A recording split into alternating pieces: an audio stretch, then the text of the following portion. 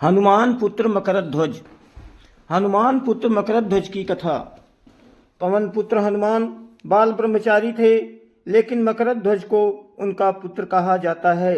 ये कथा उसी मकरध्वज की है। वाल्मीकि रामायण के अनुसार लंका जलाते समय आग की तपिश के कारण हनुमान जी को बहुत पसीना आ रहा था। इसलिए लंका दहन के बाद जब उन्होंने अपनी पूंछ में लगी आग को बुझाने के लिए समुद्र में छलांग लगाई, तो उनके शरीर से पसीने की एक बड़ी सी बूंद समुद्र में गिर पड़ी। उस समय एक बड़ी मछली ने भोजन समझ वो बूंद निगल ली। उसके उदर में जाकर वो बूंद एक शरीर में बदल गई।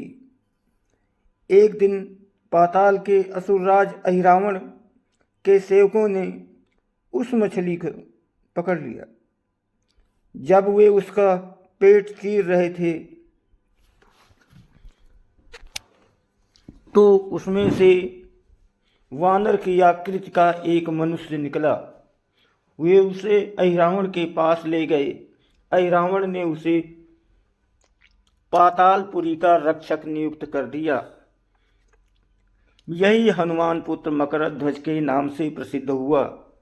जब राम रावण युद्ध हो रहा था, तब रावण की आज्ञानुसार अहिरावण राम लक्ष्मण का अपहरण कर उन्हें पातालपुरी ले गया। उनके अपहरण से वानर सेना भयभीत व शोकाकुल हो गई। लेकिन विभीषण ने ये भेद हनुमान के समक्ष प्रकट कर दिया। तब राम लक्ष्मण की सहायता के लिए हनुमान जी पातालपुरी पहुँचे। जब उन्होंने पाताल के द्वार पर एक वानर को देखा तो वे आश्चर्यचकित हो गए। उन्होंने मकरध्वज से उसका परिचय पूछा। मकरध्वज अपना परिचय देते हुए बोला, मैं हनुमान पुत्र मकरध्वज हूँ और पातालपुरी का द्वारपाल हूँ। मकरध्वज की बात सुनकर हनुमान क्रोधित होकर बोले, ये तुम क्या कह रहे हो दुष्ट? मैं बाल ब्रह्मचारी हूँ, फिर भला तुम मेरे पुत्र कैसे हो सकते हो?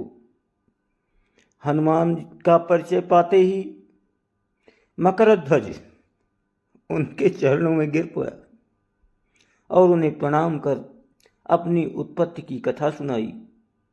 हनुमान जी ने भी मान लिया कि वो उनका ही पुत्र है, लेकिन ये कहकर कि वे अभी अपने श्री राम और लक्ष्मण को लेने आए हैं।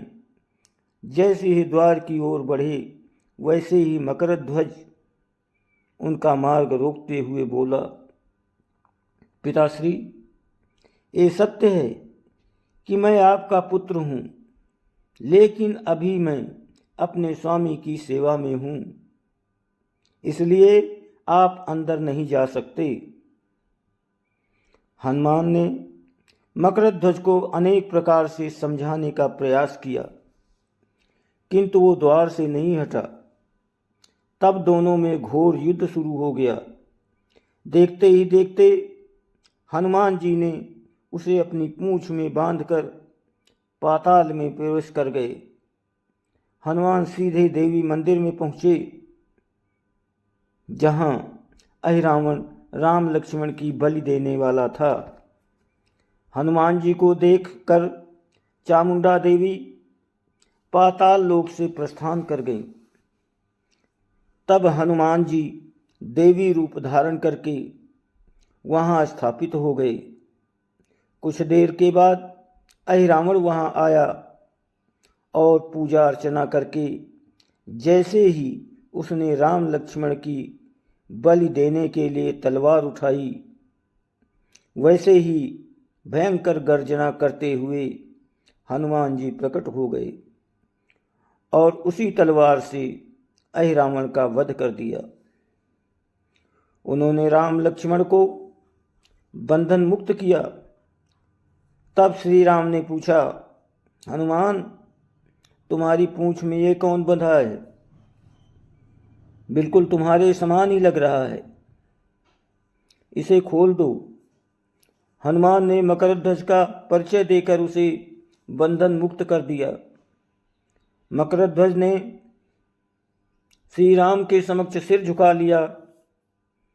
तब श्री राम ने मकरध्वज का राज्याभिषेक कर उसे पाताल का राजा घोषित कर दिया और कहा कि भविष्य में वो अपने पिता के समान दूसरों की सेवा करे।